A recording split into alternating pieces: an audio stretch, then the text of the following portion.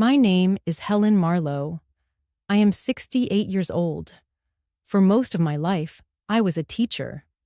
Not the kind that ever made headlines, just the quiet one who stayed after school to help a child who struggled with reading, or who bought crayons with her own paycheck when budgets were cut. I married Walter, a man who believed in steady work and slow laughter. Together, we raised one son, Daniel. Walter passed away 10 years ago, and since then I have lived alone in the house we built. The house filled with his voice, his tools, his roses by the front porch. That house was my anchor. But anchors rust when storms last too long. I had gone into the hospital for hip surgery. The doctors told me it would be routine. It was not. Complications, fever, and the long silence of sterile walls stretched my stay into 21 days. 21 days of lying in a narrow bed, watching light crawl across white ceilings, believing I would go home soon, back to the house where Walter's handwriting still marked the garage shelves. I counted the days like prayer beads. When the taxi finally dropped me off, I stood with my cane in one hand, my small suitcase in the other. The air smelled of late summer roses. My roses, the ones I planted 20 years ago. I expected their bloom to greet me as family. Instead, my son stood at the door with a face I could hardly recognize. Daniel did not hug me. He did not even take the bag from my hand. His voice was flat, rehearsed, a line he had waited to deliver. He looked me in the eyes and said, "It's not yours anymore. Don't come back." Behind him, Claire, his wife, leaned against the doorway. Around her neck hung the pearl pendant Walter had given me on our 30th anniversary. She touched it idly, as if it had always been hers. And further inside, on my armchairs, sat Claire's parents, Evelyn and Richard, sipping tea from my china, as though my absence had invited them to move in. The sight was so surreal, I thought for a moment I was still dreaming under anesthesia. I whispered, "Daniel, what are you saying?" His jaw tightened. "You signed the papers before surgery. Power of attorney. We decided it was best. The house is in their name now. You'll have to stay elsewhere." I felt the hallway tilt beneath me. My cane pressed deeper into the porch floor. The boy who once cried because a neighbor accused him of stealing baseball cards. He had come running to me with tears, swearing he would never take what was not his, was now telling me my own home was gone. Claire's mother smiled, her lips thin. "We've packed some of your belongings already. They'll be delivered to wherever you choose to stay." Through the open door, I could see boxes stacked in the garage. My life reduced to cardboard. My memories taped shut. I wanted to scream, to demand, to remind them of the nights I worked late grading papers, of the meals I cooked, of the mortgage checks Walter and I wrote until our hands ached. But I did not. Something colder, sharper, steadier rose instead. I met Daniel's eyes. He looked away first. "Enjoy it," I said. My voice was calm, almost gentle. Then I turned. Cane tapping, suitcase rolling, I walked down the porch steps, leaving them all in silence. The taxi was gone. I kept walking to the corner, every step pulling something heavy from my chest. I did not look back. That night, in the small hotel room where I checked in, I stared at Walter's old leather notebook, the only thing I carried with me. His handwriting inside whispered, "If life ever corners you, remember, you have always known how to read the numbers." A week later, the house that had been stolen from me would no longer feel so safe to them. A week later, that single sentence, "Enjoy it," would become the beginning of their panic. I remember the silence first, Hospitals are never truly quiet, not with machines beeping, carts rolling, and distant footsteps echoing through sterile hallways. Yet when I lay in that bed after my hip surgery, the silence felt heavier than the walls themselves. It pressed into me, hollow and cold, as if the world outside my room had forgotten I existed. The doctor said the procedure had gone smoothly, but then came the fever, the complication, the dragging pain that kept me tethered for days. 21 days stretched like a slow drip of time. My body fought, but my spirit fought something else entirely. The loneliness. I tried to distract myself with the white tiles above my head. They looked like blank pages, too clean, too empty. Each night, I listened to the groaning of the air conditioner and told myself I would make it through another morning. I held on to my breath, to the beat of my own heart, counting them like prayers. But the silence of family cut sharper than the stitches at my hip. Not once did the phone ring with my son's voice. Not once did I hear him ask, "Mom, how are you holding up?" He knew I was here. They all knew.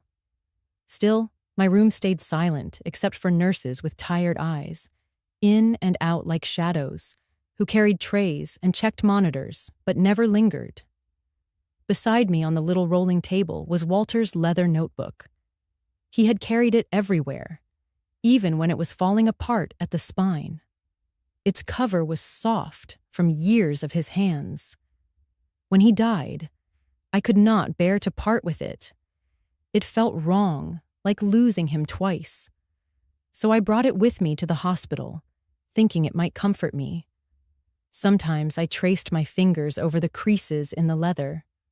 Sometimes I opened it to see his handwriting, blocky, straight, steady. Walter had always been steady. He used to tell me, "Helen, you're the one who keeps everything straight, keeps us all aligned. Don't forget that." In that room, his words felt like a command I could no longer carry out. The family was broken, bent in directions I didn't recognize. My son was absent, distant, too busy, or too indifferent. Maybe both. My role as the one who kept everything aligned had dissolved into that sterile air. I could not align anything from this bed. I could not even align myself. I tried to write in Walter's notebook, but the pen trembled in my hand. My words were short, uneven, sometimes trailing off mid-sentence. What could I write? That the woman who once cooked Thanksgiving dinners for 30 people now struggled to reach a glass of water? That the mother who once stayed awake for nights when her son had fevers now lay abandoned in her own? The irony was cruel.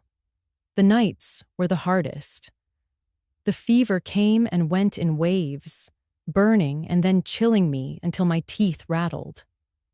I pressed the call button, and a nurse came with medicine, her footsteps soft, her face lit only by the monitor glow.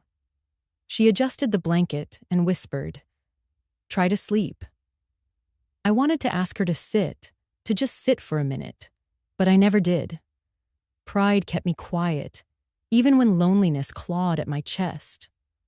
Walter would have scolded me for that. He would have said, "Helen, you've given your life to others. Let someone be there for you." But Walter wasn't here. Only his notebook was. I placed it against my chest, hoping it might warm me the way his presence once did. 21 days. That's what it took for me to understand the full weight of silence. I was not invisible to the hospital staff. They charted my fever, tracked my pulse, measured my pain. But to my own son, to my own flesh and blood, I was invisible, forgotten, or maybe ignored. I could not decide which was worse. I kept telling myself maybe tomorrow he would call, maybe tomorrow he would come. Each tomorrow arrived empty. That was the truth. Empty chairs at my bedside. Empty silence where a voice should have been. Empty promises of family ties that were supposed to hold me upright when I fell. And so I lay there, the days sliding into each other, clinging to Walter's leather notebook as if it were a hand, a heartbeat, a reminder that once upon a time, I was not alone. The morning I left the hospital, the sky was rinsed and thin. Light pooled on wet pavement, and the air carried the clean edge after rain. The taxi rolled under the old oaks and stopped in front of my house. I thanked the driver and said I had spent 21 days learning to stand. I would keep standing now. Cane in my right hand and suitcase in my left, I climbed the steps that had once felt like a promise. Before I could knock, the door opened. Daniel filled the frame. He was taller than his father, yet he leaned back from me as if distance could soften what he was about to say. His eyes were the same blue I kissed on the day he was born.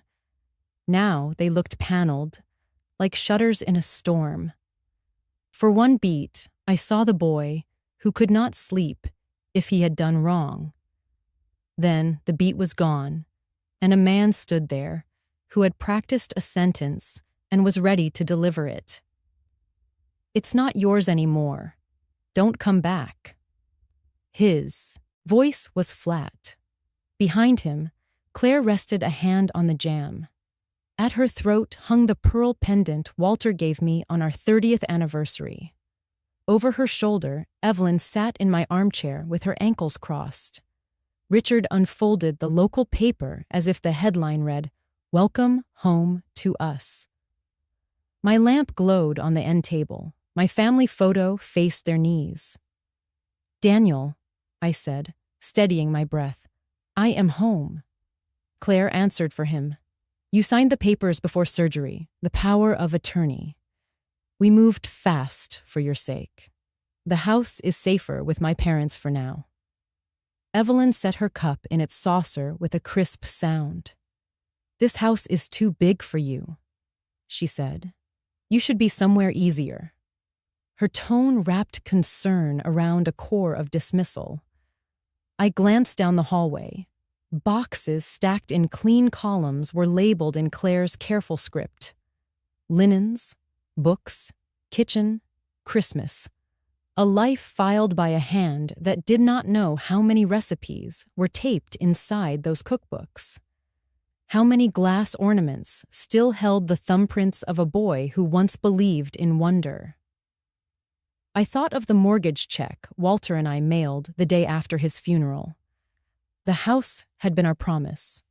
Now it was a stage set for someone else's comfort. Daniel kept his hand on the knob. The fingers blanched where they gripped the brass. "It's done," he said. "You should find another place for a while. We will send your things." I did not find the line where a mistake could still be corrected.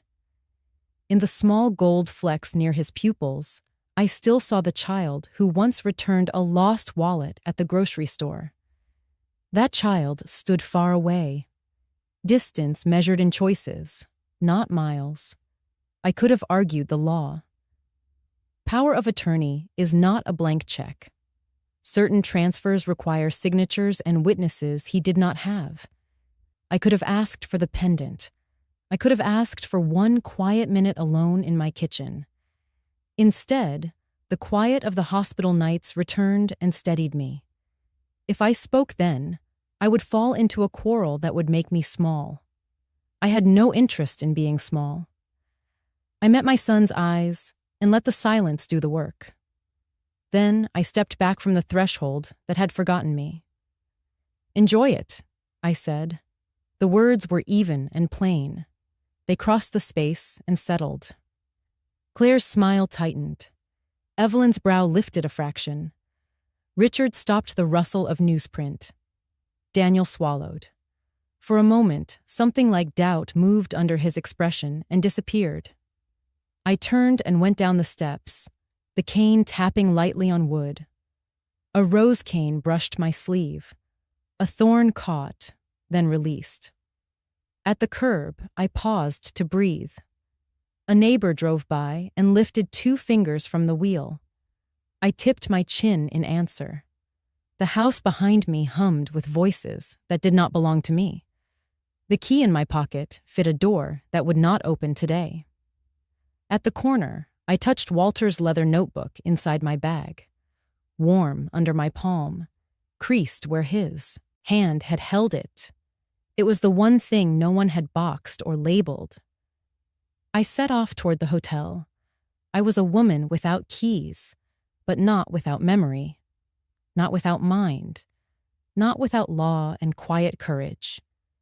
I checked into a small hotel that evening, the kind of place where no one asks questions as long as you hand over the cash and keep to yourself. The walls were beige, the bedspread thin, and the window overlooked a parking lot, buzzing under a single flickering light. I wasn't looking for comfort. I was looking for clarity. As I placed my worn suitcase on the chair, I reached for Walter's old notebook, the one I had slipped into my handbag after the argument. I sat on the edge of the bed, the springs groaning under my weight, and opened the notebook. The first few pages were filled with his precise handwriting, the kind of neat cursive I had loved watching when we were younger. He had written down ledgers of our small farm income, notes about monthly bills, and tucked between them were quiet reminders. My eyes stopped at one particular line, underlined twice. Never sign anything without reading every word. My breath caught.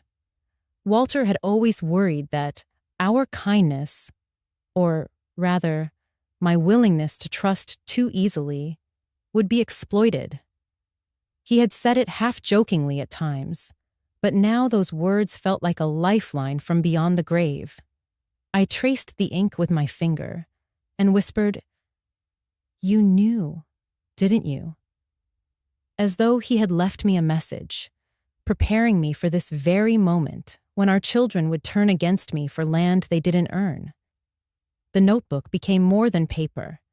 It was Walter himself speaking through the margins, urging me not to fold under pressure. But I couldn't do this alone. For the first time in years, I dialed a number I hadn't called in too long. Margaret Hayes, my dearest friend from college, the woman who'd chosen the courtroom over the kitchen and who had never apologized for it. When she answered, her voice was sharp and steady, cutting through my exhaustion. "Helen, are you all right?" she asked. No hesitation, no pleasantries. "No," I admitted, my throat tightening. "They tried to make me sign the land over. My voice cracked. They hurt me, Margaret, and I think they'll keep trying." Silence for a beat, then the rustle of papers, the slam of a car door in the background. "Where are you?" she demanded. "The Grandview Motel, room 12. Stay put. I'll be there in 20 minutes. True to her word, the knock on my door came like a rescue signal. Margaret swept in, her presence filling the small room. She wore her gray suit like armor, her hair pulled back, her eyes fierce and unyielding. In that moment, she was everything I wasn't: confident, decisive, ready for battle. Seeing her was like looking into a mirror of what my life could have been if I hadn't married young, if I hadn't chosen family over ambition. She sat across from me, took one look at the notebook in my lap, and said, "Walter was always the cautious one. Good man. Let's see what he left behind." She flipped through the pages with the precision of someone accustomed to evidence, stopping at the same underlined line I had clung to. She looked up, eyes narrowing. "He left you instructions, Helen. He knew someday you'd need them." Tears pricked at my eyes, but Margaret shook her head. "Don't cry now. Crying won't protect your land. Fighting will. And you've got me." That sentence alone lifted something inside me. Margaret was the embodiment of the choices I had once envied but feared to make: independence, authority, a refusal to bow down. Sitting in that dull motel room, the two of us became a portrait of divergence. Me, worn down by years of sacrifice, and her, sharpened by years of standing her ground. Yet, in that reflection, I saw hope. If she could stand tall, maybe I could too. She leaned forward, her voice a low command. Tomorrow, we start with the county clerk's office. I want every deed, every title, every paper your children think they can touch. They're about to learn that your silence was never weakness. It was patience. And for the first time in years, I believed her. I shouldn't have gone back, but something inside me pulled me toward the old house like a tide that refused to retreat. My hip still ached from the surgery, but I parked down the street, waited until the lights inside dimmed, and slipped through the side gate like a stranger sneaking into her own life. Every step across the gravel felt like betrayal and reclamation at the same time. The garage door groaned when I lifted it, loud enough to make me freeze. But no one stirred. Dust swirled in the beam of my flashlight. I could smell the faint mix of motor oil and old cardboard, the scent of years I had packed and stored away, thinking they'd always be safe here. I wasn't here for jewelry or deeds or the things Daniel and his wife wanted me to sign away. I wanted one box, the one I had taped myself 30 years ago. The box that still carried faint traces of handwriting only Walter could have made. His bold, steady strokes that said wedding keepsakes. I crouched and found it behind a stack of Christmas lights and forgotten sports gear. My fingers trembled as I brushed away cobwebs. The tape gave after a slow tear, and when the lid opened, time spilled out. The first thing I saw was our wedding album. The leather cover was cracked, but the photos inside were still sharp. Walter in his dark suit, me in lace, smiling as if forever were a promise carved in stone. My throat closed as I traced his face, the way his hand gripped mine like he'd never let go. He hadn't. Even in death, his presence was in every margin of my days. Beneath it lay Daniel's baby blanket, yellowed at the edges, soft from years of washing. And then, toys, little cars, a baseball glove, a wooden puzzle Walter had sanded by hand. My flashlight glinted off a jar filled with marbles. Daniel used to line them up in perfect rows, arguing fiercely whenever someone tried to cheat in the game. "That's not fair," he'd shout, his cheeks red, fists clenched. Fairness mattered to him. Justice burned in him as a boy. What had happened to that boy? I sat on a stool, the box open on my lap, and memory poured like a river I couldn't dam. I saw Daniel at 10, defending a classmate from bullies, his voice breaking, but his spine straight.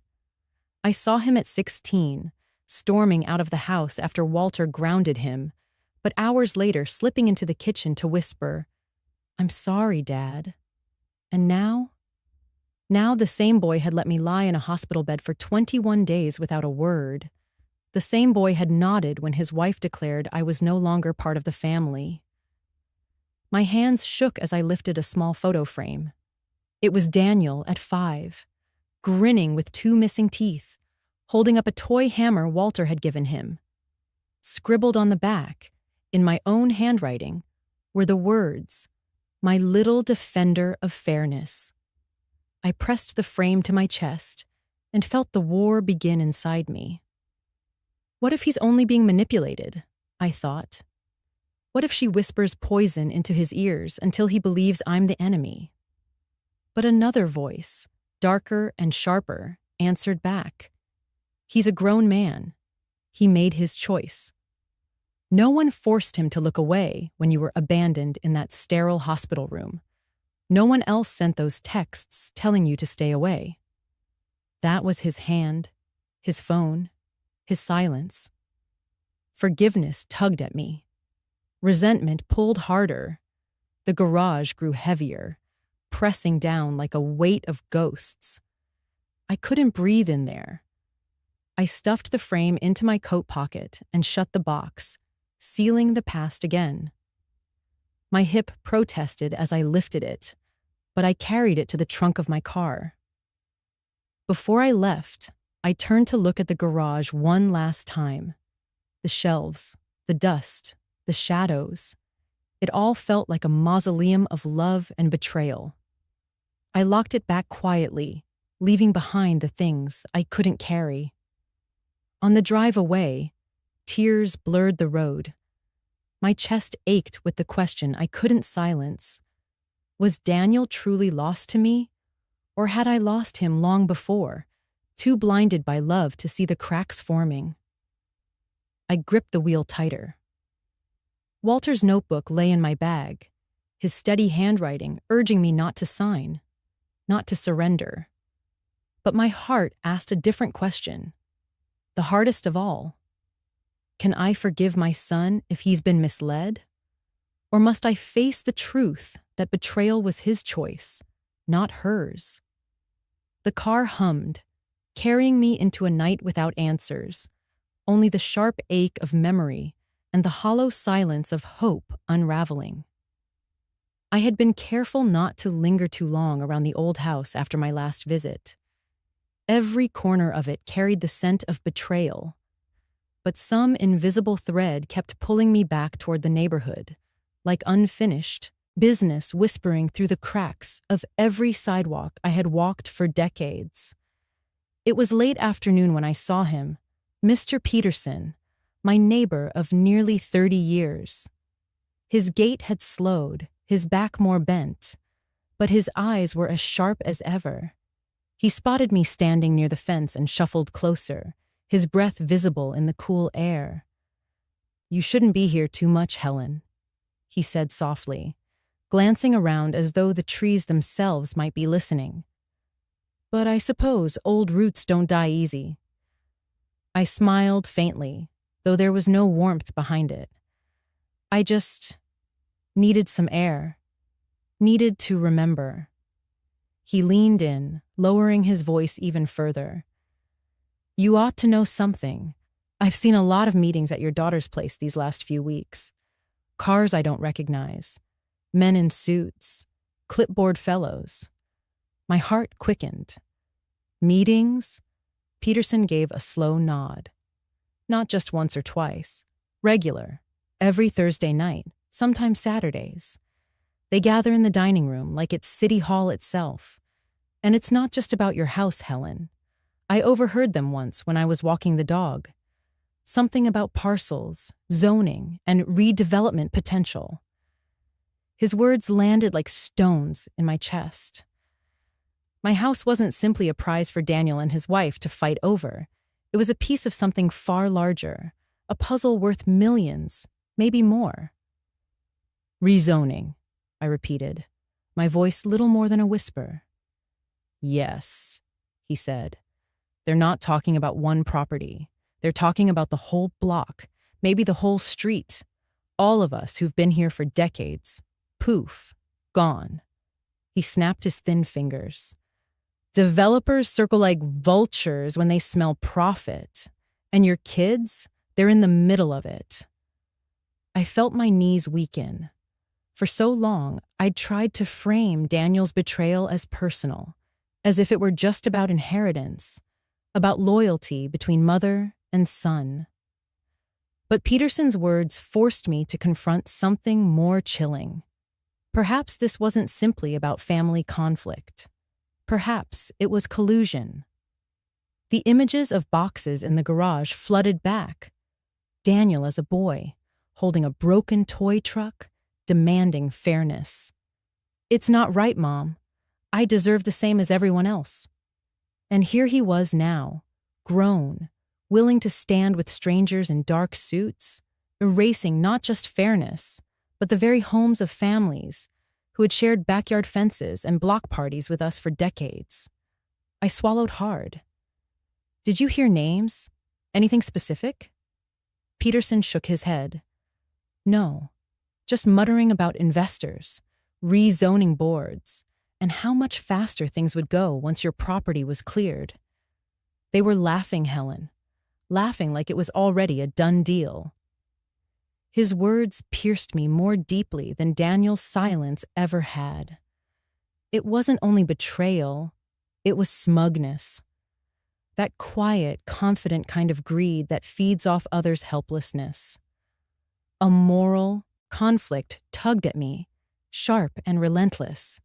Could it be that Daniel was only being used, promised a slice of pie he didn't fully understand? Or had he willingly traded in his childhood sense of fairness for a seat at the banquet table of profit and deception? My throat tightened as I tried to imagine confronting him, looking into his eyes and asking, was this truly your choice? Or are you just their pawn?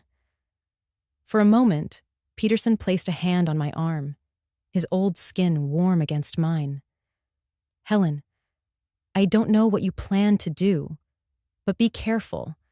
This isn't just a family matter anymore. This is business, and when business is involved, compassion is the first thing to vanish. I nodded slowly, though my heart raced with dread. Compassion might vanish in their world, but in mine, it was the only compass I had left. Still, I knew one thing with grim certainty. I could no longer frame this story as just my son's betrayal. It was a storm gathering over the entire neighborhood. And if Daniel had truly chosen to stand on the side of the storm, then forgiveness would no longer be possible. The cafe was quiet that morning, the kind of place where voices sank into the aroma of roasted beans, and no one looked too closely at anyone else. Helen sat across from Margaret, her hands wrapped tightly around a chipped porcelain cup. Steam curled upward, but she hadn't touched the coffee. Margaret leaned forward, her voice low, deliberate.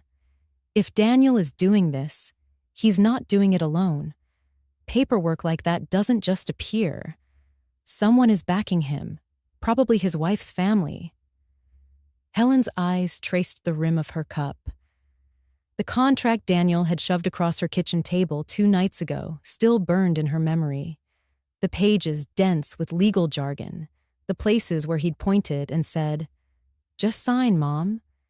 It's only a formality." Formality, Helen whispered, almost bitterly. That's the word he used. But these signatures... She reached into her handbag, pulling out the photocopies she had made. They're not consistent. See here? This notary stamp is out of sequence. And this clause. Daniel doesn't even know the terminology. He must have been coached.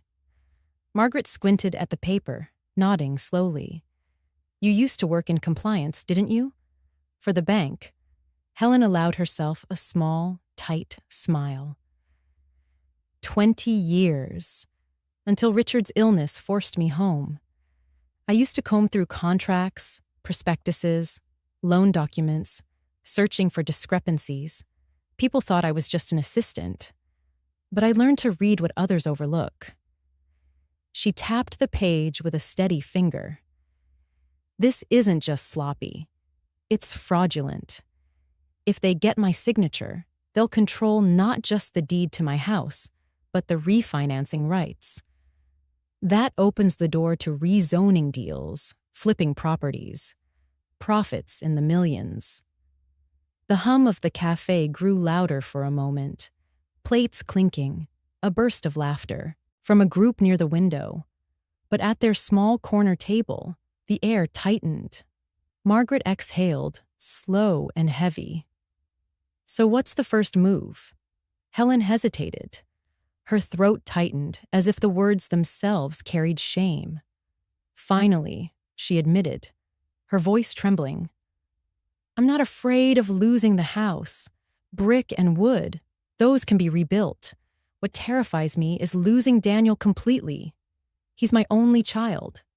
If I fight him, if I drag his name through courts, I don't know if there will be anything left between us." Her eyes glistened, but she refused to let the tears fall. Instead, she gripped the papers, her knuckles pale. Margaret's hand reached across the table, covering Helen's.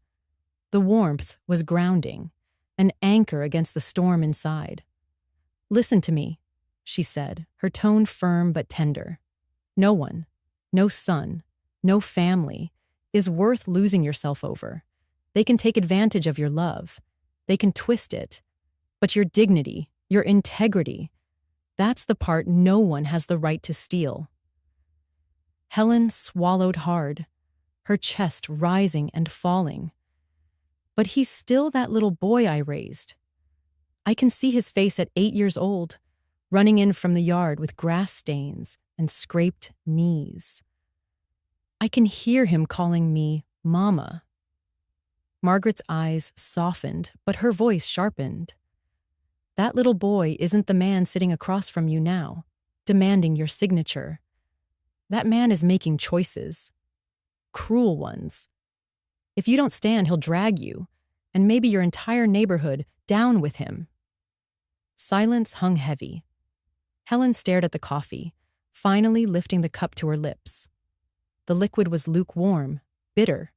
She forced herself to swallow. Then, slowly, resolve began to gather in her voice. "We'll need evidence. Paper trails, inconsistencies, witness accounts.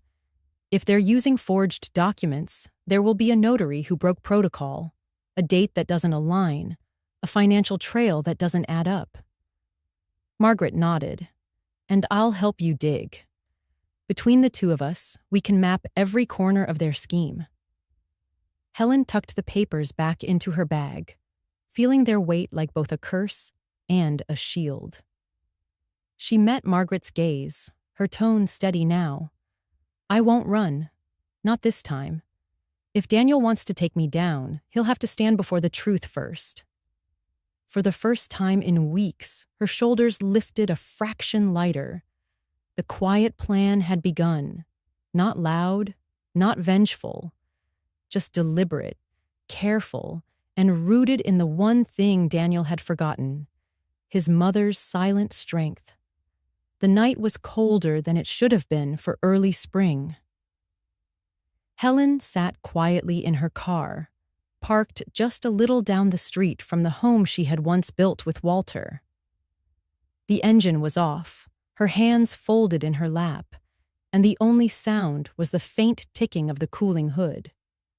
She told herself she only wanted to see the lights, to reassure her heart that the house was still standing, still real, even if it no longer felt like hers.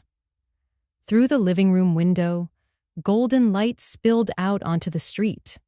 It was warm, almost theatrical, like a stage set meant to convince any passerby that joy lived within. Helen shifted in her seat, leaning just enough to see the dining room table. Her table, set for 5. Inside, Daniel stood at the head of the table, raising a glass.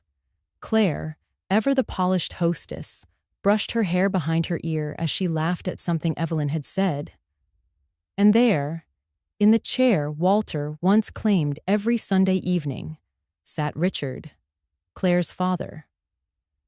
He leaned back as though he owned the place, one hand resting casually on the chair's arm, the other clutching a wine glass filled with Helen's crystal. The sound of muffled laughter carried even through the closed windows of her car. It wasn't clear, just a hum, but Helen recognized it in her bones. The rhythm of exclusion. Once, that room had echoed with Daniel's childhood giggles, with Walter's baritone voice telling stories. Now, it had been remade into a stage for a celebration that erased her. Helen's eyes lingered on the empty space at the far end of the table. She could almost see Walter there, bowing his head before a meal, his chair pulled close to hers. Tonight, That chair was gone, replaced by Richard's. The man who had never set foot in her kitchen during Walter's lifetime now sat at the head of a feast, as though he belonged. Her chest tightened. It wasn't the loss of the house itself, though she knew the paper trail was already weaving itself against her. It wasn't even the contracts Margaret had warned her about. No, the cut went deeper. Watching Daniel laugh in that circle, as if this arrangement was natural, as if his mother were a relic best left outside, was sharper than any betrayal written in ink. Helen rested her forehead against the steering wheel, letting the cool leather steady her. "Don't go in," she whispered to herself, though her hand twitched toward the door handle. She wanted to storm through that doorway, to demand why her son had replaced her seat at the table so quickly, so carelessly.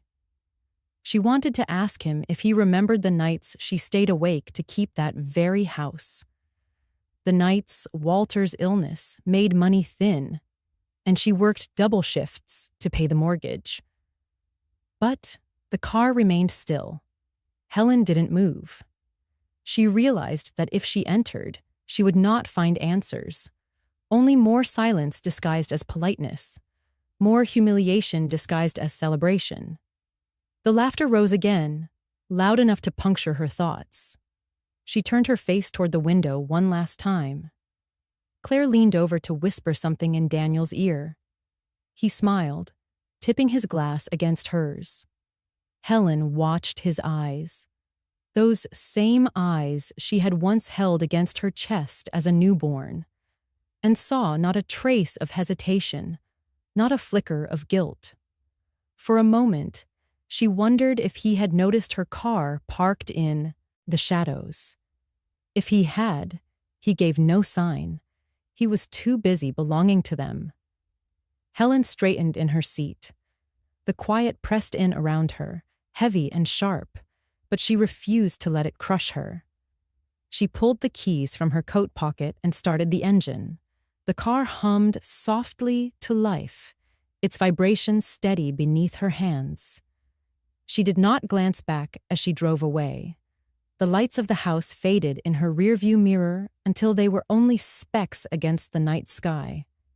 Each passing streetlight stretched across her windshield like a slow, silent curtain, falling on a stage she no longer wished to play upon. By the time she reached the end of the street, Helen exhaled. It wasn't relief, not yet, but it was something close to clarity. She had seen what she needed to see. The home she built, the son she raised, the chair Walter once filled. None of it was hers tonight. And perhaps, she thought, that was the beginning of something she had not yet dared to name. Freedom. Margaret arrived the next morning with a brown leather folder tucked under her arm. She looked almost apologetic, as though the very act of carrying it was heavy. Helen noticed the tremor in her friend's hands as she set the folder on the small kitchen table. "I didn't want to believe it either," Margaret whispered. "But numbers don't lie." Helen's heart pounded against her ribs. For weeks, she had felt the unease, small inconsistencies in her bank balance, whispers in conversations cut short when she entered a room, the hollow laughter of Daniel and Claire at dinner. But this was different. This was proof. Margaret unzipped the folder. Out came printed bank statements, line after line of cold transactions. Helen's eyes scanned them slowly. Each one had her name in bold at the top corner, but she knew she hadn't authorized any of it. "Here," Margaret said, tapping the first sheet with her index finger. 21 days.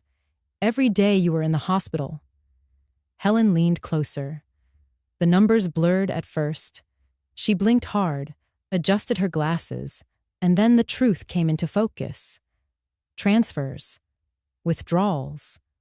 Large sums moving from her personal account into an unfamiliar holding account. Her breath caught. But I wasn't even home. I was sedated most of those days. Margaret nodded grimly. Exactly. And that's what makes it all the more deliberate. Helen felt the air thin around her. She gripped the edge of the table, steadying herself as the ground beneath her seemed to tilt. She had trusted her son to oversee things while she was recovering. She had signed the simple forms he placed in front of her, barely conscious, believing it was just insurance paperwork. Margaret slid forward the final page. Look at the signature. Helen froze. The sheet bore Daniel's full name, not hers, beside the transfer authorizations. His handwriting, unmistakable, slightly slanted with the flourish he had picked up in high school. Her stomach twisted. Not just Claire, not just the in-laws, her own son. He signed them, Helen whispered, more to herself than to Margaret. He signed them as if the money were his. The weight of betrayal settled like stone on her chest. Memories cascaded unbidden. Daniel at 12, running back into a grocery store because a woman had dropped her wallet. He had refused to keep the $50 bill inside. He had smiled that boyish grin, saying, "It wasn't mine, Mom. We return what isn't ours." Helen's voice cracked. The child who once returned $50 is now the man who takes from his own mother. Her hand trembled as she set the paper down. She couldn't bring herself to look at it again. It felt like staring into a mirror shattered into 1,000 sharp pieces, every reflection cutting deeper than the last. Margaret reached across the table, resting her palm gently over Helen's. "I'm so sorry, Helen. I tried to think of another explanation. Maybe a mistake, maybe a clerical error. But the trail is too clean, too deliberate." Helen's mind replayed the hospital days. Daniel at her bedside, patting her hand, telling her not to worry. Claire hovering with rehearsed sympathy. And now she saw it clearly, how the documents had slid in front of her while she drifted in and out of morphine-induced sleep. How her own son had leaned over, pen in hand, not to protect her, but to plunder her. Tears welled, but she pressed them back. Crying would not rewrite the truth. Crying would not return what was taken. Instead, she whispered, "He chose them. Over me." Margaret squeezed her hand tighter. Or maybe he chose greed. Sometimes that's all it is. Helen stood, walked slowly to the window, and looked out at the quiet garden. The roses Walter had planted were still blooming, unaware that the family once nurtured within these walls had fractured. The house looked the same. The air smelled the same. But nothing inside was safe anymore. Behind her, Margaret's voice was steady. "This trail is the red thread, Helen. Follow it, and you'll know exactly what they did. And maybe it'll give you the strength to do what comes next." Helen closed her eyes. The echo of her earlier words burned in her chest. The child who returned a wallet now steals from his own mother. It wasn't just money that had been taken. It was the last fragile strand of innocence she had clung to. The belief that Daniel, no matter how misguided, still carried the goodness she once saw in him. Now she knew better. And knowing was both her deepest wound and her sharpest weapon. The air outside was sharp that evening, the kind of cold that seeped into old bones. Helen drew her shawl tighter around her shoulders as she stood in the shadow of the house she had once called a second home. Every corner of the building felt familiar. The creak of the gutters, the faint rust of the hinges on the side door. It was the same door Daniel had used as a teenager, sneaking out for late-night drives, sneaking back in before dawn. She hesitated, her heart heavy. Am I trespassing into my son's world, or reclaiming what's rightfully mine? The thought burned in her chest. She pressed the latch. It gave way with a soft, metallic sigh. Inside, muffled voices drifted down the hallway. Helen paused, every nerve awake. She recognized Evelyn's crisp, polished tone, slicing through the quiet. Richard's deeper, measured voice followed. The words caught Helen's breath. The rezoning will go through once the financials are cleared. Using Helen's accounts gave us the perfect cover. No one will question the transfers. Her pulse hammered. My accounts. My name. She stepped closer, her shoes barely touching the floorboards. The kitchen light spilled into the corridor, a golden pool she dared not cross. From the shadow, she pulled the small recorder Margaret had pressed into her palm earlier that day. Just in case, Margaret had said. Helen clicked it on. Richard's laugh grated her ears. The beauty of it, Evelyn, is that Daniel himself signed off. Family loyalty always was his blind spot. The words struck like a blade. Helen staggered, her back against the wall. Daniel, not only deceived, but complicit. The boy who once returned a stranger's lost wallet with every dollar inside, now tethered to thieves plotting against his own mother. Her throat tightened. She wanted to scream, to storm into the room and demand answers, but the quiet strength of years held her still. Instead, she listened, each sentence etching itself like acid. And then, her arm jerked backward. A hand, rough and sudden, clamped around her wrist. She gasped, the recorder nearly slipping from her grip. Howard stood there, his face shadowed and severe. His eyes, once those of her gentle son, now glared with a coldness she scarcely recognized. "What are you doing here, Mother?" His voice was low, edged with menace. He squeezed her wrist tighter, enough to make her wince. "Spying? After everything we've tried to protect you from?" Helen's lips trembled, but her gaze held steady. "Protect me? From the truth you've chosen to bury? From the stain you've allowed on this family?" Howard leaned closer, his breath hot against her cheek. "You don't understand what you've walked into. Walk away now, or I swear you'll regret it." The silence stretched, heavy as lead.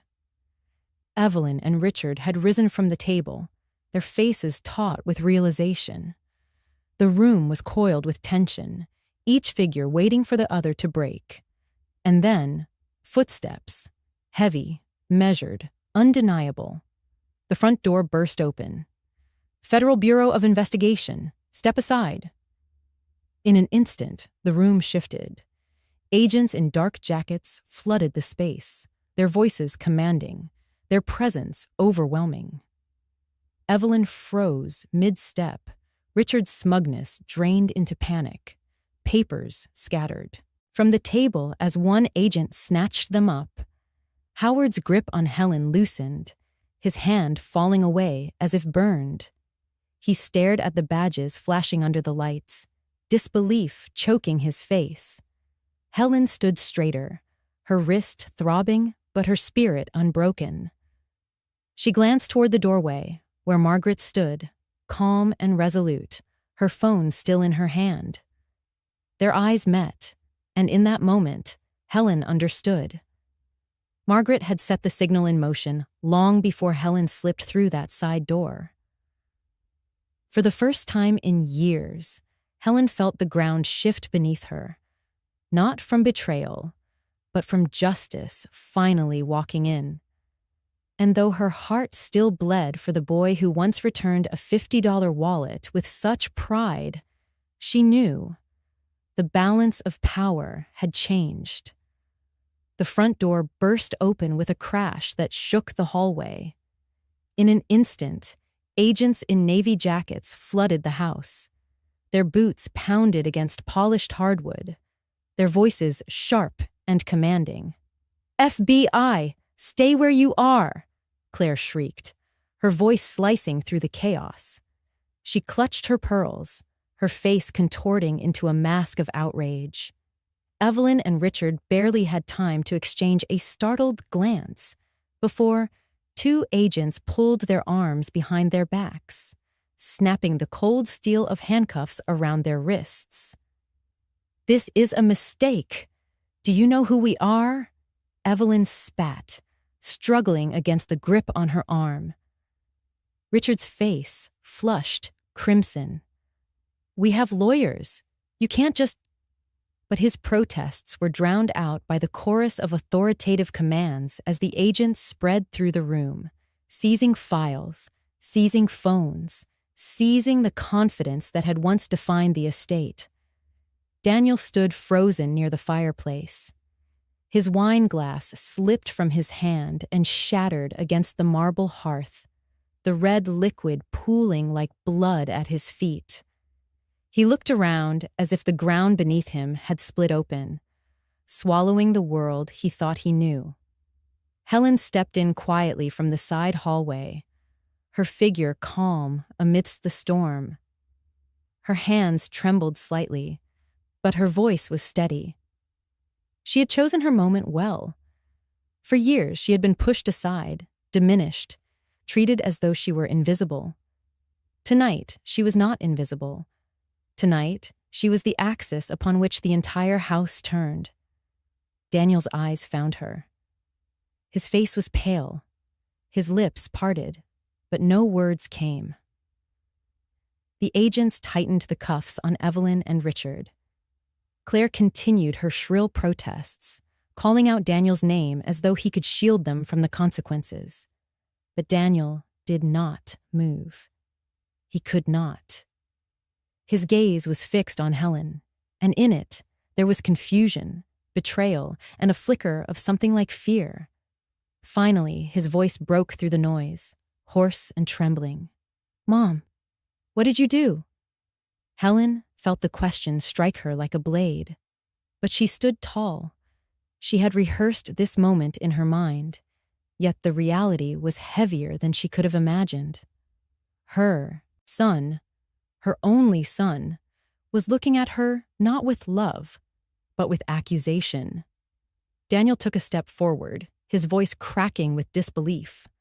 "Why? Why would you do this to me? To us?" His hand trembled as he gestured at the chaos around them, the agents rifling through drawers, the sight of his wife and in-laws being led away in cuffs. "You've destroyed everything. Why, Mom? Why would you do this to your own family?" The room went silent, save for Claire's muffled sobs and the clinking of handcuffs. Even the agents seemed to pause, their eyes shifting toward Helen. Helen drew in a long breath. The years of silence, the weight of abandonment, the nights she had cried alone, they all pressed against her chest. But when she spoke, her voice was steady. "No, Daniel," she said softly, her words cutting through the silence like a blade. "I didn't do this to you." Her eyes locked with his, unwavering, strong. "You did this to me." The words hung heavy in the air. For a heartbeat, Daniel's face crumpled, as though he had been struck. His mouth opened, but no sound came out. His shoulders sagged, his chest heaved, and for the first time, he looked smaller, like the boy she once knew, caught in a lie he couldn't escape. Helen turned her gaze briefly toward the agents, then back to her son. "You chose them," she continued, her tone low but firm. "You let them use me. You turned your back when I needed you most. And tonight, Daniel, tonight is not about me betraying you. Tonight is about you facing what you've done." Daniel shook his head weakly, his lips trembling. No, Mom, you don't understand. But his words faltered as Evelyn shouted from the hallway, her voice dripping venom even as she was dragged away.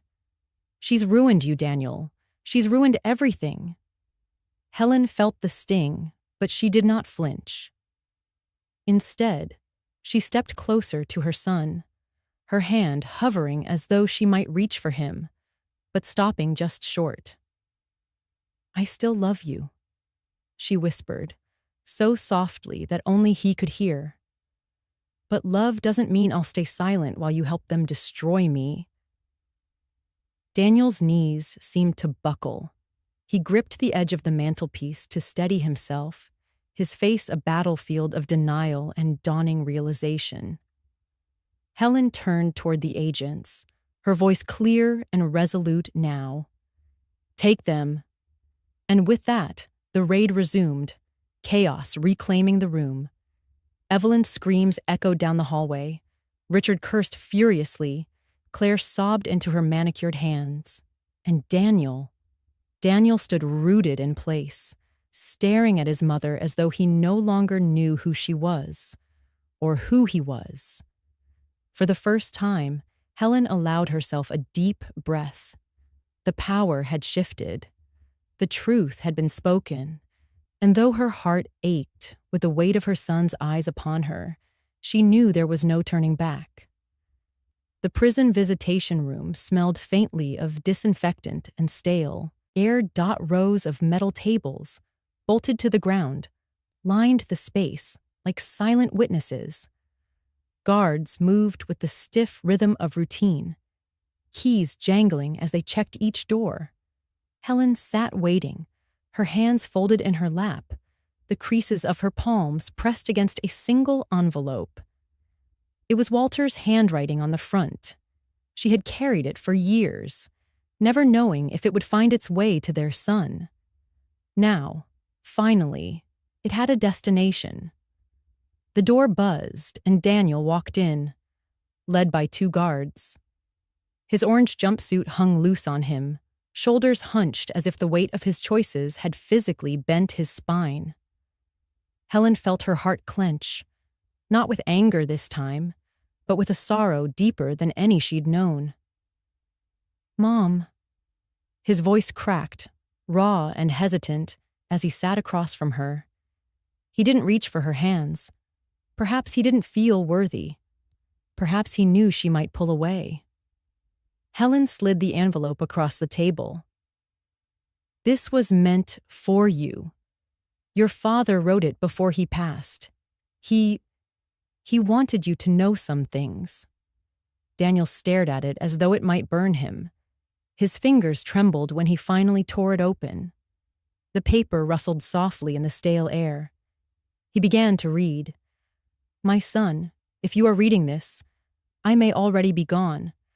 Life is shorter than we imagine, and I cannot leave this world without telling you who you are in my eyes. You are not perfect. None of us are. But you are mine. I hope you will always remember the boy who once brought me back my wallet after finding it in the yard. Every dollar still inside. That boy, Daniel, is still in you. Do not let this world strip him away." Daniel's voice faltered. His chest heaved as sobs broke through. The guards glanced over, but Helen lifted a hand slightly, silently asking them to allow this moment. "I'm so sorry, Mom," Daniel whispered, tears dripping onto the paper. "I knew what I was doing. I signed those transfers. I let them convince me it was just business, that you'd never notice. But it was me. I betrayed you." Helen swallowed, her throat dry. She looked at her son, the same boy who once ran through their fields, who laughed with his father while fixing the tractor, who cried over scraped knees, now reduced to a man in chains. He lifted his gaze, wet with guilt. "I'll plead guilty. I'll take whatever sentence they give me. I won't fight it. I don't deserve to." Silence stretched between them. The only sound was the faint hum of fluorescent lights above. Helen finally spoke, her voice low, almost trembling. "Daniel, I don't know if I can forgive you. Not yet. Maybe not ever. What you did. She paused, pressing her palm flat against the table as if to anchor herself. What you did broke more than trust. It broke the very heart of what family means. Daniel bowed his head, unable to meet her eyes. But, Helen continued, her tone softening, though her words carried the sharp edge of truth. I am still your mother. That has not changed. I don't know if I will ever see the boy who gave back that $50 wallet again. But I still remember him, and I hope prison won't kill him forever. Daniel's sobs turned silent, his chest shaking, shoulders collapsing inward. He clutched Walter's letter to his chest like a lifeline. Across the table, Helen sat steady, her eyes glistening but dry. She had cried all her tears long ago. What remained was something heavier, quieter, a grief without edges, one that did not scream but simply existed. When the guard signaled that time was up, Daniel looked at her one last time. His lips parted, but no words came. Perhaps there were none left. Helen rose slowly.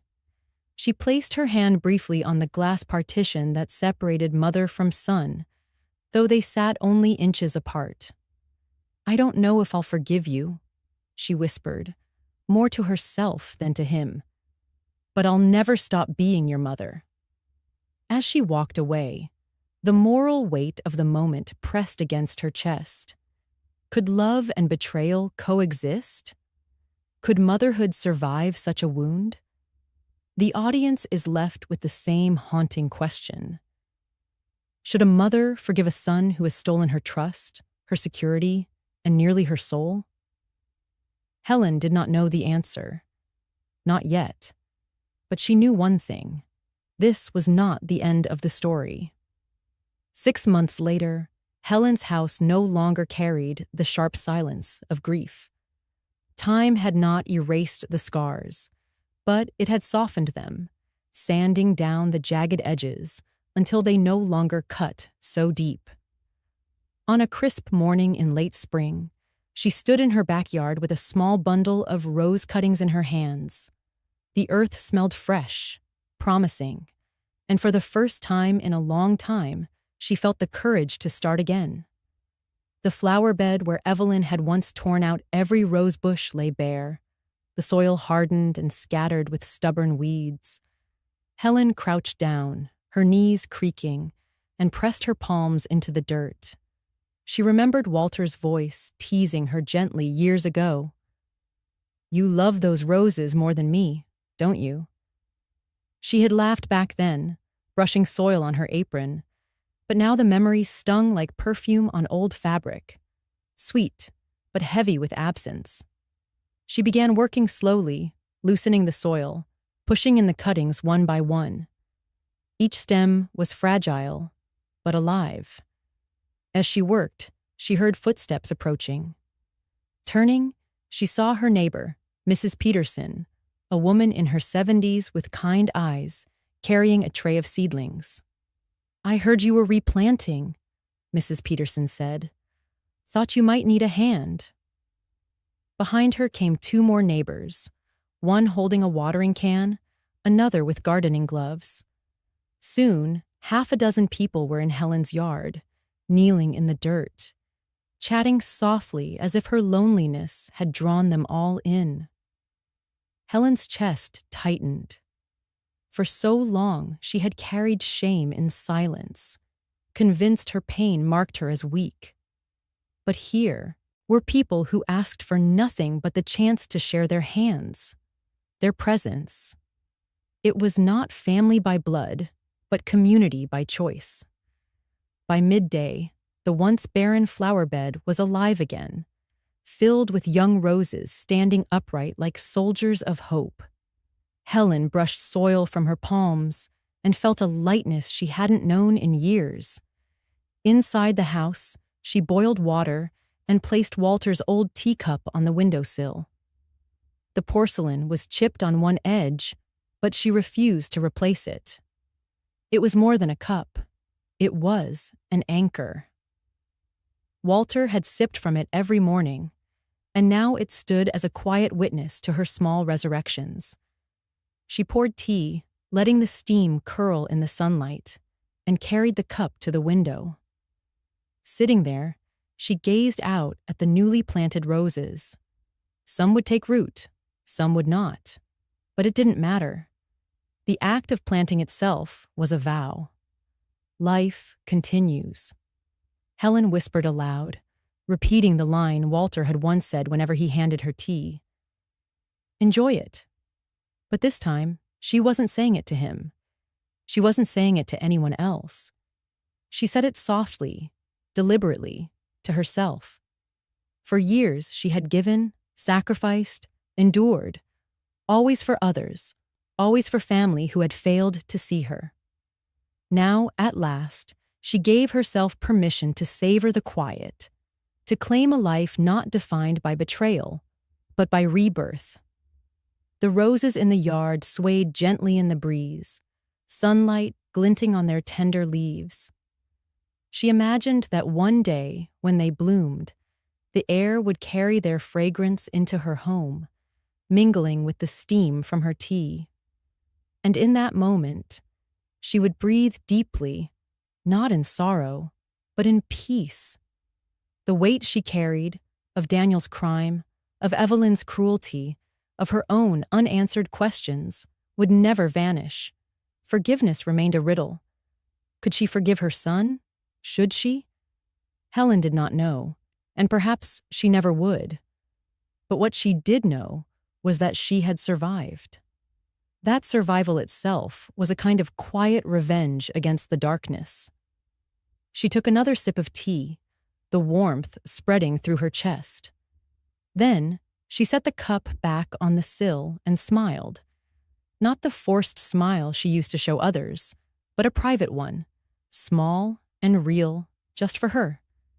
The roses would bloom again, and so would she. If it were you, would you forgive your son? Or is survival without forgiveness enough? Share your story in the comments. I would love to hear your thoughts.